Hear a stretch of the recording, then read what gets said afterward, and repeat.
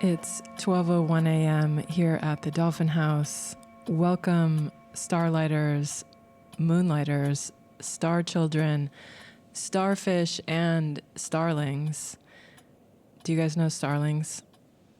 Contrary to popular belief, starlings are not stars that are darlings, but rather starlings are a kind of bird.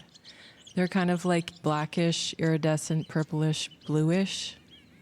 They have a really great song, and it drives the cats crazy. There's like 200 million of these starlings on Earth.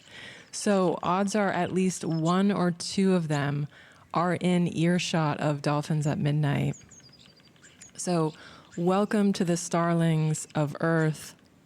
Technically, we could call you Earthling starlings.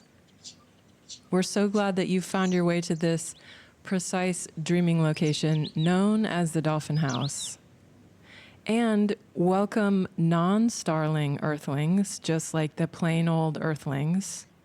Our psychedelic signal tonight is broadcast as per usual from the coast of the Pacific Ocean here in Los Angeles, where the Lakers have just lost to the Magic. Not like the Magic, like Magic Johnson. I mean, like, they lost to the Orlando Magic by 1 point. The Magic shot a three-pointer fourth quarter with 2.5 seconds left. And the Lakers just couldn't get that basket. They had 2.5 seconds to make it, and you know what, folks? They shot an air ball. So anyways, the Lakers' winning streak has definitely come to an end since last we spoke, as has the bioluminescence that I talked about in episode 1.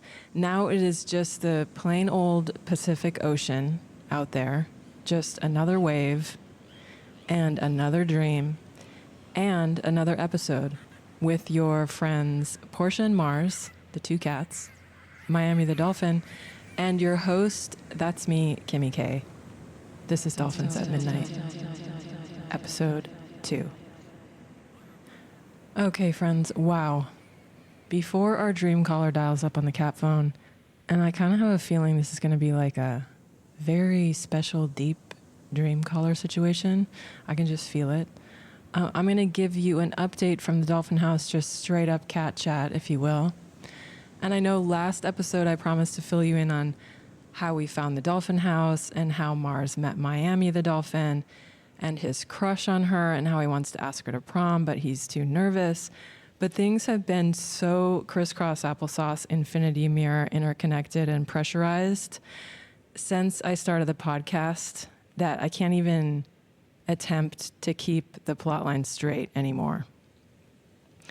I mean, everyone is saying it's because Pluto entered Aquarius or some shit like that, but honestly, I think it's because Mars started taking baths. I'm serious. Now, when I take a bath, Mars comes up to the edge and then he gets into the bath. And today he just stood there staring at me in the tub. And I feel like this is where everything changed. Like, this is the planetary pivot point. And I swear, what he's trying to do really slowly, like under my nose, he's training himself to swim so he can go out to the ocean and find Miami, the dolphin. You know what it's like? It's like when you're watching a movie and the protagonist is like stuck somewhere and they have their hands cuffed behind their back and there's like no hope of them ever getting out of the situation, but they have like a little twig or something that they're holding in their hands, handcuffed, and they're like whittling the twig with their thumbnail and like making a little tool shape out of it. And like a month later, they dig through the cave with a twig tool. And then eventually at the very end of the whole thing, they like fly away. That's what I think is happening here. I think Mars is just preparing for the day that he goes to ride on Miami's back, like into the horizon.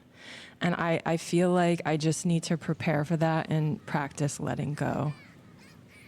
Like, if my cat wants to become a dolphin, like, what can I really do about it? Hold him back from love and his destiny? What would you do, listeners? Like, what would you do? What do you do when your cat stares at you in the bathtub?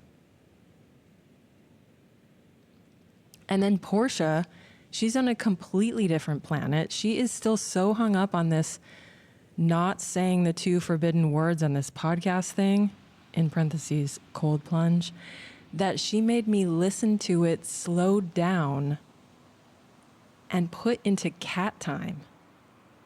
Like 15 times slower than human time or something like that. She was like, I want you to know how sacred it is to say things and how you should really only say sacred things. I was like, wow, this is intense, Porsha. But she said, I have to remember that saying those 2 forbidden words, it doesn't pass quickly, like in a half second, like it does for humans. So anyway, she found this app that could slow the audio down. And okay, here it is. This is what she texted me. The sound of me saying the 2 forbidden words to her is like this.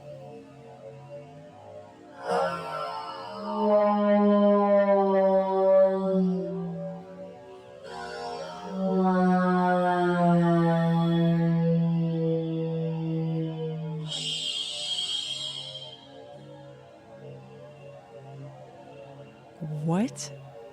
This is what cats are experiencing when we talk? Like, this is their sonic reality? So I just feel totally overwhelmed by all of it. You know, like, nothing is what it seems, not even words. And nothing is its own origin. Let me just repeat that because that's the theme tonight. I don't know how it's going to relate to the dreamcaller, but I'm just throwing it out there one more time. Nothing is its own origin. Everything leads to something else.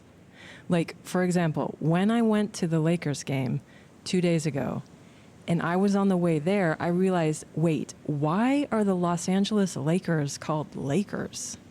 There's not a lake here. And they're not called Oceaners. Why not? And then I read that the origin of the Los Angeles Lakers is in the land of 1,000 lakes. Like, the franchise started where I was raised, up in Minnesota, like Upper Peninsula of Michigan territory, where everyone has deer camps and they eat mosquitoes. So just stay with me here. The Lakers moved to the ocean in 1960. The origin of the Lakers is freshwater lakes, but the origin of freshwater lakes is glaciers, also known as the cold ocean. Just put that in your pot and smoke it. I mean, if you think everything is its own self, especially if you think you are your own self and your own origin, I don't even know what to say. Just good luck. Good luck with all of the things. So this leads me to kind of like an identity crisis with Dolphins at Midnight, because I thought when the show started, this is kind of a cute, innocent kitty dream interpretation experiment, but now it feels to me like it's turning into a kind of high-level research investigative series, which definitely has the potential to lead to a discovery that could be a top-secret breakthrough for the ecology of dream technology and the unconscious and the origin of water. Because who wouldn't want to know that? Nobody wouldn't want to know that. All right, thank you for listening to me vent. It's just a lot of pressure to hold it in all by myself, in my heart. Porsha is here next to me, purring. So she's having a chill time. Mars is in the bathtub. It's empty, but he's just visualizing. Okay, and thankfully, we have Dolphins at Midnight merch up on the website, which includes dream raffle tickets. So someday you, yes, you, could speak your dream live on the show. And we have dolphin mugs, which you can drink out of while you're doing your dream work in the mornings. Like after you've had a super f***ed up dream or magical or twisted or bone chilling or sexy dream, you can just drink out of it and hydrate. And it doesn't even end there. You could drink plain old coffee out of it like a plain old human, or fresh water or salt water, or mushroom elixir coffee like they do here in LA, even though they ship the chaga mushroom from, you guessed it, the land of the lakes. Are we noticing a pattern here? Okay, it is that time, friends. We welcome tonight's dream caller onto the line. Dreamer, if you're out there, please give us a ring on the cat phone.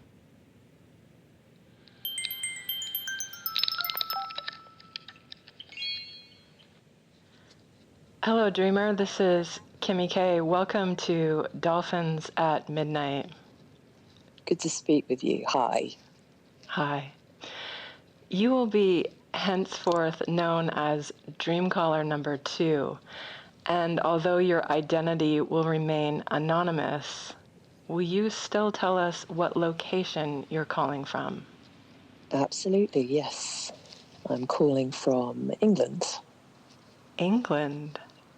Mm-hmm. Do you have dolphins in the waters near you? We do not. We do have seals, but alas, no dolphins. No dolphins, only seals.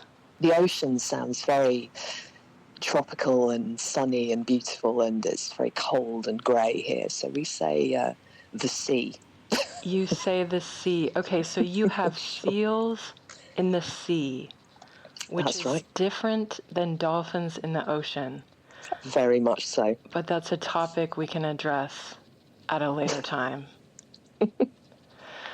Okay, so before you share your dream with us, and thanks for doing so, by the way, I want to offer a few tips on how to share your dream. Sure.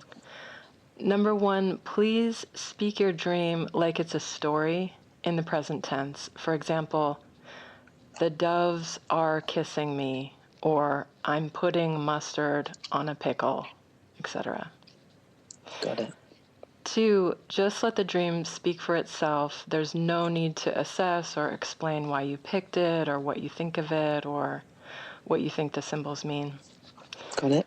And then last, this is a really important one. When your dream telling is finished, please indicate the completion of the dream with the phrase, I am complete. Those Got it. 3 words, they're kind of like a magical code that create this chain response between myself and the cats and the dolphins, and they will know that your dream has been spoken and shared and that it's ready for mirroring. Do you have all that? Oh, I do indeed. Okay, great. So let us begin. Dream caller number 2, please share with us your dream. I'm acting in a film, and it's a funeral scene, but there's something quite upbeat about it, as if it's a rom-com. And then the ceremony begins. The female lead is lying in her grave, and we're all standing around, and there are actually 2 bodies in the grave. One of them is fake. One of the stunt bodies is set on fire and begins to burn. And the other, the living actress, I can see she's trying not to let her hair catch on fire. It's all very silly. And then someone suddenly realizes that one of the guests at the funeral is missing.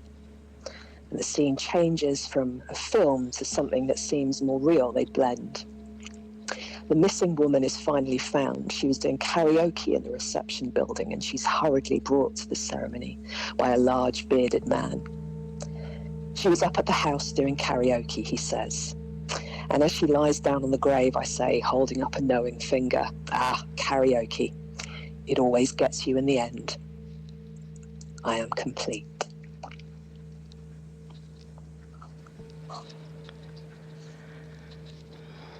Dreamcaller number 2, we hear your dream. Thank you for sharing it.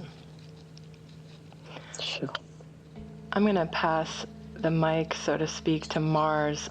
I know he has a couple of questions for you, so just 1 minute and Mars will relay his queries. Okay. Mars wants to know, what was the song that was sung? And if you can't quite remember the song, if the song was an outfit, what would it be?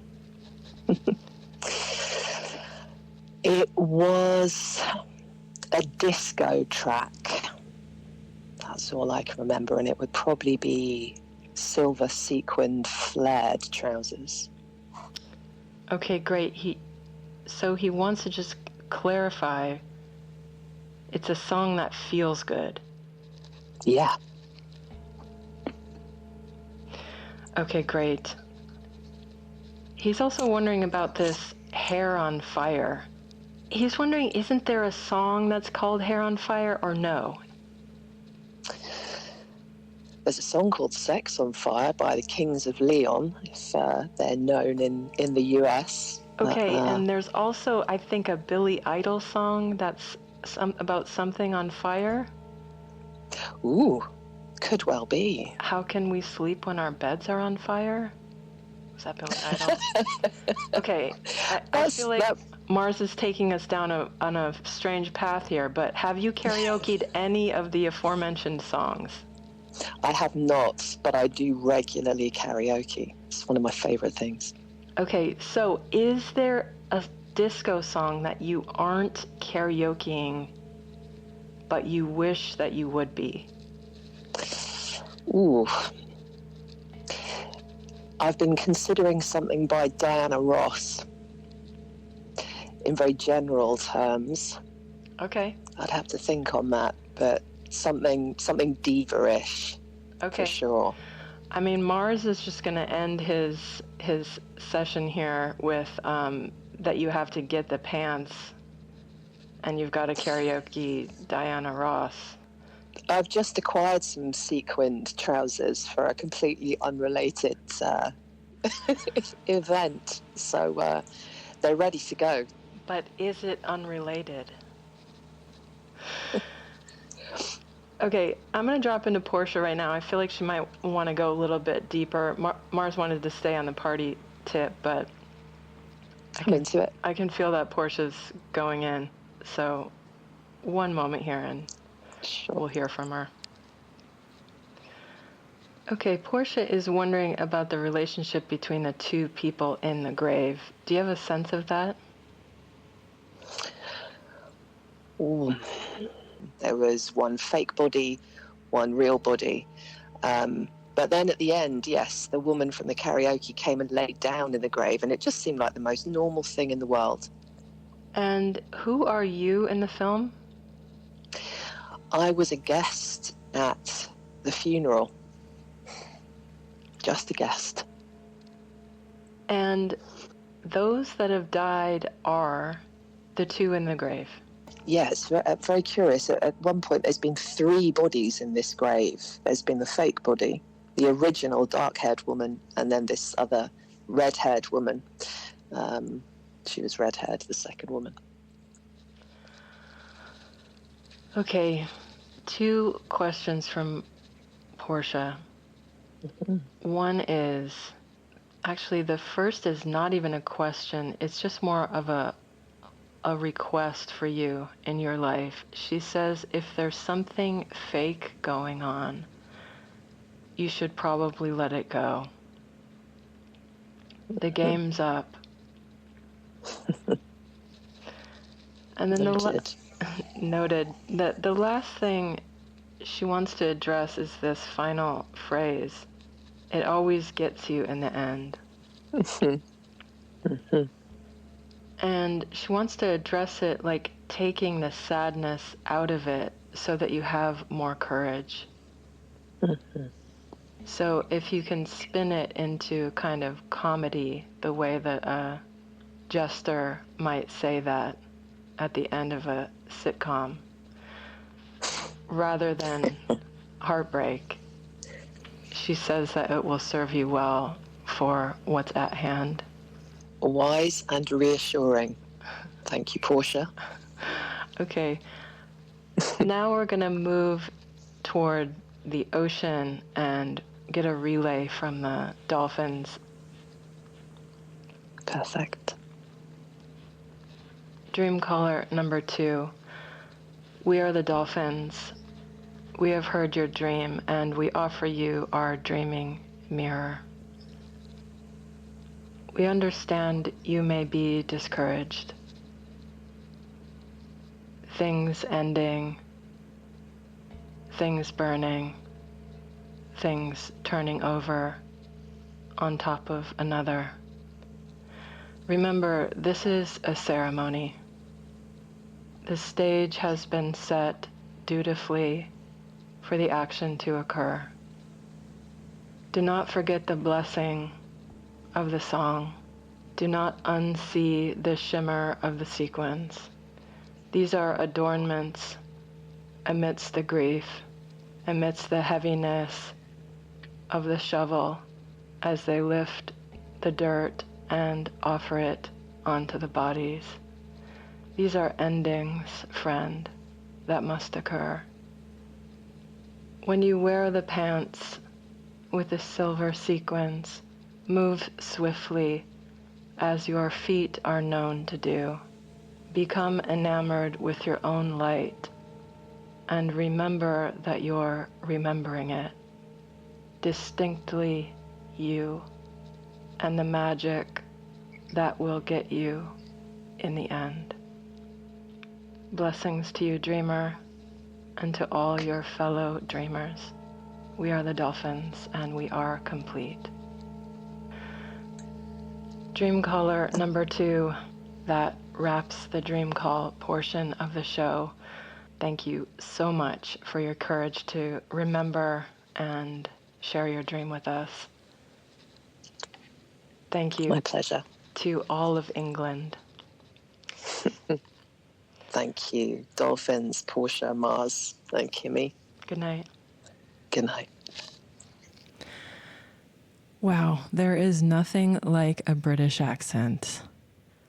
All right, for any of you out there who are also hesitating with the karaoke song and the silver sequins pants, now is the time. If you are doing either karaoke or wearing the silver sequins pants, or both at the same time, more like it, please send us a photo on Insta, find us and DM it to us. We'll make a little slideshow of the silver sequins pants and the karaokeers. I'm going to practice my favorite karaoke songs in honor of the Dreamcaller. I wish I had stock in karaoke right now because I feel like it would go up all around the globe. So let's just do it. Call your friends, get on the mic. My favorite jam, this is a real surprise one. It kind of, people make all kinds of assumptions about me, but when I get in there into the karaoke booth and I bust out Nirvana, Smells Like Teen Spirit, and I scream it, like for real, it's like a whole universe. I remember that an entire other universe exists. And I'm free. So I wish that freedom for all of you. And it's time for a dream rewind. Reception building, and she's hurriedly brought to the ceremony by a large bearded man. How did I miss the large bearded man? So after I got off this dream call, I was about to go to bed, and I just had a deep feeling of dreamworkers' remorse, which is like, oh my God, I missed the whole plot line. Who and what was the large bearded man? who escorts the karaoke singer back to the grave scene. This is a big dream. I mean, it opens with this quote, "The female lead is lying in her grave." So yes, there's disco. Yes, there's a kind of glam fun, but we have some serious work to do with this dream. So what I did last night when I went to bed with this feeling of dream worker's remorse was I just asked the dream. I was like, hey, will you please send me more information about the large bearded man? And guess what, folks? The dream delivered. It sent me a very explicit dream. And I'm going to end the show tonight with that dream. It's actually a voice memo that I recorded in the wee hours of the day. You can hear Mars meowing, or not meowing, but purring around the phone. And for some reason, I was trying to practice my British accent on this voice memo, which I do sometimes. I will admit it. I practice my British accent on my voice memos. And then I listen back and I just, try to improve. So I did that with this dream. I guess I was just trying to be part of the whole, the whole British island. I just wanted to be part of it. So here it is. Take note of the message that's very explicit to all of us about what needs to be done with shadowy figures in our dreams. It's a very, very clear instruction. And of course, for those of you that understand cat language, there's instructions here too from Mars, trying to give his own interpretation of the large bearded man. Enjoy. I'm in bed with the bearded man, and it's quite nice. And at some point, I'm kissing him, and I'm holding his head, and I look at his beard, and I think there's something not quite right. And I think, no, Kim, just enjoy it. And I think, no, I know there's more to this story. And so I get up from the bed and he watches me, and I feel quite comfortable around him and walking naked. And I start walking down this long hallway, and I find this room where there's all the shady figures from dreams. All of the kind of ghosts and ghouls and the things that we don't want to see. And I realise that we've all put them into this side room.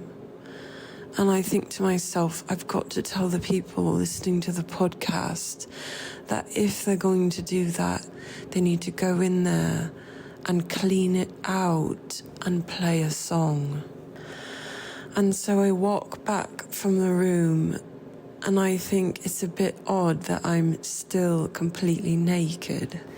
By the time I get back to the room with the bearded man, I realise I know this man. He's married to someone else.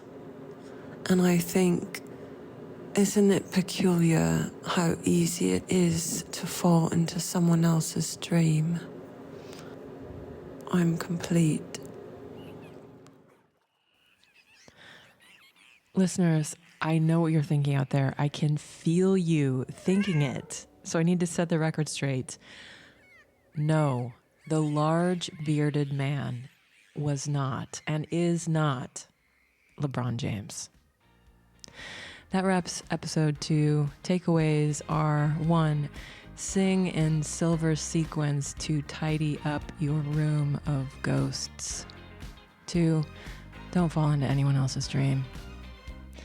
And 3, just keep practicing your British accent. You almost have it. And you never know. You might find yourself in the land of 1,000 lakes. And you need to, seem like you're from out of town. Thank you so much to the Dreamcaller, to everyone here at the Dolphin House, the Insomniac Tech crew, and to our listeners. We love you like we love the protagonist of a great movie. You're in our hearts. Reach out to us online and on Insta. See you next time at midnight.